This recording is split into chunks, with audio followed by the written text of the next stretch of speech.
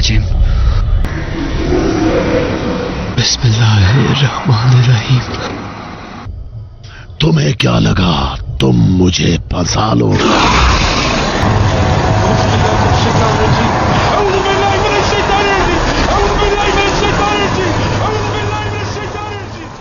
आदम की औलाद खत्म हो जाएगी और जिन दोबारा उठ खड़े होंगे और पहले की तरह इस दुनिया पर राज करेंगे।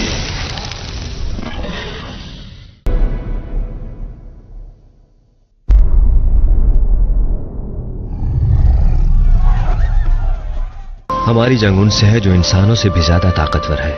और उनसे लड़ने के लिए हमें खुदा से पनाह मांगनी है।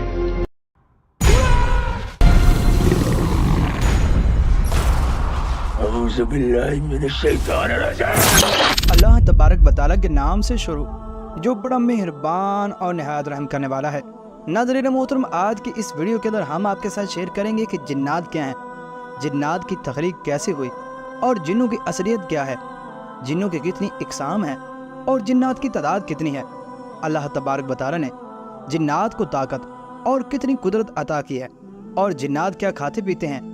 और जिन्नों की रिहाइश गाहें कौन सी जगह होती हैं, और जिन्नात की अज़ियत से बचाव के तरीके क्या हैं। लिहाजा इन तमाम तर सवालात के जवाब कुरान और हदीस की रोशनी में जानने के लिए आपसे हमारी गुजारिश है कि आप हमारी इस वीडियो को एंड तक मुलाहिज़ा फरमाइए। प्यारे दोस्तों, कुरान मजीद में जिन्नात की तख्लीक का जिक्र इस तरह से किया गया है कि अल्लाह तबारक व तआला ने इरशाद फरमाया कि इसने इंसान को ठेकरी की तरह बजती हुई मिट्टी से पैदा किया और जिन को आग की लिबड़ से पैदा किया। चुनांचे बाज़ तफसीर के अंदर आता है कि मिन मारिजिम मिन नार से मुराद एक ख़ास नौयत की आग है, ना कि वो आग जो लकड़ी या कोयला के जलाने से पैदा होती है, और मारिज के माना है खालिस शोला जिसमें धुआं न हो। जिस तरह से पहला इंसान मिट्टी से बनाया गया और फिर तख्लीक के मुख्तलिफ मदारिस से गुजरते हुए इसके जस्दे खाकी ने गोश्त पोश्त के जिंदा बशर की शक्ल इख्तियार की और आगे इसकी नस्ल नुतफ़ा से चली। इसी तरह से पहला जिन खालिस आग के शोले से पैदा किया गया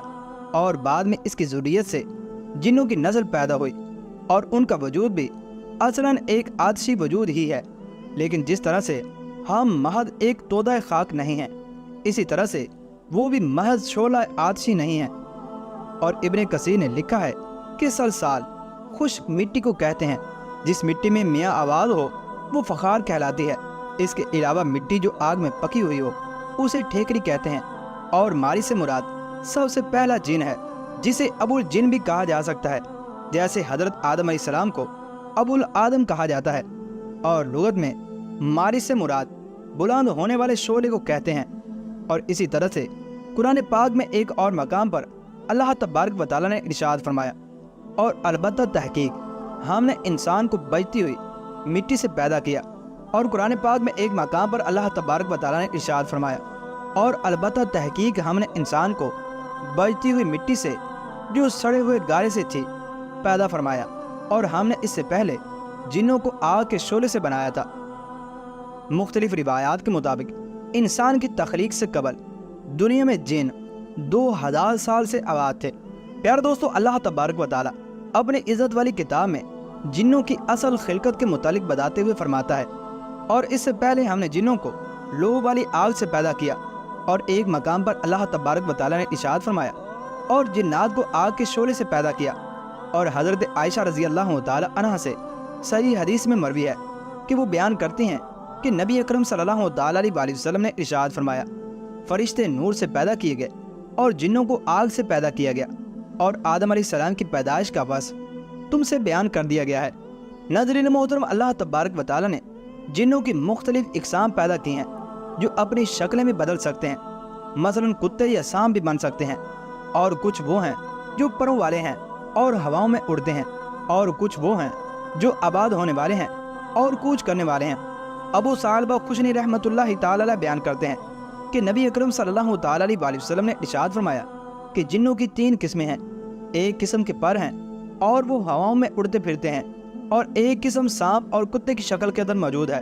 और एक किस्म आबाद होने वाले और कूच करने वाले हैं। प्यारे दोस्तों, औलाद आदम के हर फर्द के साथ जिन्हों में से एक हम नशीन अल्लाह तबारक व तआला ने पैदा किया है। चुनांचे हज़रत अब्दुल्ला बिन मसूद रज़ी अल्लाह तआला अन्हु बयान करते हैं کہ نبی اکرم صلی اللہ تعالیٰ علیہ وسلم نے ارشاد فرمایا، تم میں سے ہر ایک کے ساتھ جنوں میں سے اس کا ایک ہم نشین یعنی کہ قرین ہے۔ تو صحابہ نے کہا، اے اللہ کے رسول صلی اللہ تعالیٰ علیہ وسلم، اور آپ کے ساتھ؟ تو آپ صلی اللہ تعالیٰ علیہ وسلم نے ارشاد فرمایا، جی ہاں میرے ساتھ بھی ایک قرین ہے، مگر اللہ تبارک و تعالیٰ نے میری مدد فرمائی ہے اور اب وہ مسلمان ہو گیا ہے، تو وہ مجھے بھلائی کے علاوہ کسی چیز کا نہیں کہتا۔ پیار دوستو، یہ بات بھی یاد رکھیں کہ اللہ تبارک و تعالیٰ نے جنوں کو وہ قدرت دی ہے جو انسان کو بظاہر عطا نہیں کی گئی۔ اللہ تبارک و تعالیٰ نے ہمارے لیے ان کی بعض قدرات کا بیان کیا ہے، اور ان میں سے بعض یہ ہیں کہ جنات انتقال اور حرکت کے اعتبار سے بہت زیادہ تیز ہوتے ہیں، اور اللہ تبارک و تعالیٰ کے نبی سلیمان علیہ السلام سے ایک سخت اور چلاک جن نے یمن کی ملکہ کا تخت بیت المقدس میں اتنی مدت میں لانے کا وعدہ کیا تھا کہ ایک آدمی مجلس سے نہ اٹھا ہو۔ چنانچہ ارشاد باری تعالیٰ ہے کہ ایک کبھی ہیکل جن کہنے لگا، اس سے پہلے کہ آپ اپنے مجلس سے اٹھیں میں اسے آپ کے پاس لا کر حاضر کر دوں گا، یقین مانیں میں اس پر قادر ہوں اور میں امانت دار بھی ہوں۔ جنات کے کھانے پینے کے حوالے سے حضرت عبداللہ بن مسعود رضی اللہ تعالیٰ عنہ بیان کرتے ہیں کہ نبی اکرم صلی اللہ تعالیٰ علیہ وسلم نے ارشاد فرمایا، میرے پاس جنوں کا ایک دائی آیا تو میں اس کے ساتھ گیا اور ان پر قرآن پاک پڑھا۔ چنانچہ اس آنے والے نے اپنے آثار اور اپنی آگ کے آثار دکھائے۔ نبی کریم صلی اللہ تعالیٰ علیہ وسلم سے زادہ راہ یعنی کہ کھانے کے متعلق پوچھا تو حضور اکرم صلی اللہ تعالیٰ علیہ وسلم نے ارشاد فرمایا، تمہارا کھانا ہر وہ ہڈی ہے جس پر اللہ تبارک و تعالیٰ کا نام لیا گیا ہو، وہ تمہارے ہاتھ آئے گی تو وہ گوشت سے پر ہوگی، اور ہر مینگنی تمہارے جانوروں کا چارہ ہے۔ چنانچہ اس کے بعد نبی کریم علیہ السلام نے صحابہ کرام علیہ رضوان سے فرمایا کہ ان دونوں سے استنجا نہ کرو، کیونکہ یہ تمہارے بھائی یعنی کہ جنوں کا کھانا ہے۔ اور ایک روایت میں ہے کہ بے شک میرے پاس نصیبین کے جنوں کا ایک وفد آیا اور وہ جن بہت ہی اچھے تھے، تو انہوں نے مجھے کھانے کے متعلق پوچھا تو میں نے اللہ تبارک و تعالیٰ سے ان کے لیے دعا کی کہ وہ کسی ہڈی یا لید کے پاس سے گزریں تو وہ اس پر اپنے کھانے کو پائیں، جس سے ہمیں پتہ چلتا ہے کہ جنوں میں سے ہر مومن جن کا کھانا ہر وہ ہڈی ہے کہ جس پر اللہ تبارک و تعالیٰ کا نام لیا گیا ہو، کیونکہ نبی اکرم صلی اللہ تعالیٰ علیہ وسلم نے ان کے لیے کہ جس چیز پر بسم اللہ نہ پڑھی گئی ہو مباح قرار نہیں دیا۔ اسی وجہ سے جس چیز پر بسم اللہ نہ کہی جائے اسے کافر جن کھاتے ہیں۔ اور جنوں کے جانوروں کا تذکرہ کرتے ہوئے ابن مسعود کی سابقہ حدیث میں ہے کہ جنہوں نے نبی اکرم صلی اللہ تعالیٰ علیہ وسلم نے کھانے کے متعلق پوچھا تو آپ صلی اللہ تعالیٰ علیہ وسلم نے ارشاد فرمایا کہ ہر مینگنی تمہارے جانوروں کا چارہ ہے۔ پیار دوستو، یہ بات بھی یاد رکھیں کہ جس زمین پر انسان زندگی گزار رہے ہیں اسی پر کچھ جنات کی اقسام بھی موجود ہیں، اور ان کی رہائش اکثر خراب جگہیں اور گندگی والی جگہیں ہوتی ہیں، مثلا لیٹرینیں اور قبریں اور گندگی پھینکنے اور پخانہ کرنے کی جگہ۔ تو اسی لیے نبی اکرم صلی اللہ تعالیٰ علیہ وسلم نے ان جگہوں میں داخل ہوتے وقت اسباب اپنانے کا کہا ہے، اور وہ اسباب مشروع اذکار اور دعائیں ہیں۔ انہی میں سے انس بن مالک رضی اللہ تعالیٰ عنہ کی حدیث ہے، وہ بیان کرتے ہیں کہ نبی اکرم صلی اللہ تعالیٰ علیہ وسلم نے ارشاد فرمایا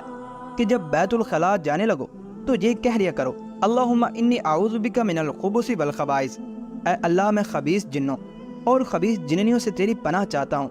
اور خطابی کا قول ہے کہ الخبث یہ خبیث کی جمع ہے اور الخبائث یہ خبیثہ کی جمع ہے، اس سے مراد شیطانوں میں مذکر اور مونس ہیں۔ اور جنات کے حساب و کتاب کے حوالے سے امام مجاہد رحمۃ اللہ تعالی علیہ فرماتے ہیں کہ جنات کا بھی حساب و کتاب ہوگا، جیسا کہ اللہ تبارک و تعالیٰ نے ارشاد فرمایا، اور یقیناً جنوں کو یہ معلوم ہے کہ وہ بھی پیش کیے جائیں گے۔ ناظرین محترم، جنات سے بچاؤ کے طریقے کیا ہیں؟ جبکہ جنات ہمیں دیکھتے ہیں اور ہم انہیں نہیں دیکھ سکتے، تو اس لیے نبی اکرم صلی اللہ تعالیٰ علیہ وسلم نے ہمیں ان کی اذیت سے بچنے کے لیے بہت سے طریقے سکھائے ہیں، مثلا شیطان مردود سے اللہ تبارک و تعالیٰ کی پناہ کے اندر آنا، اور سورہ فلق اور سورہ ناس پڑھنا، اور قرآن میں شیطان سے پناہ مانگنے کے متعلق آیا ہے، اور دعا کریں، اے میرے رب میں شیطانوں کے وسوسوں سے تیری پناہ چاہتا ہوں،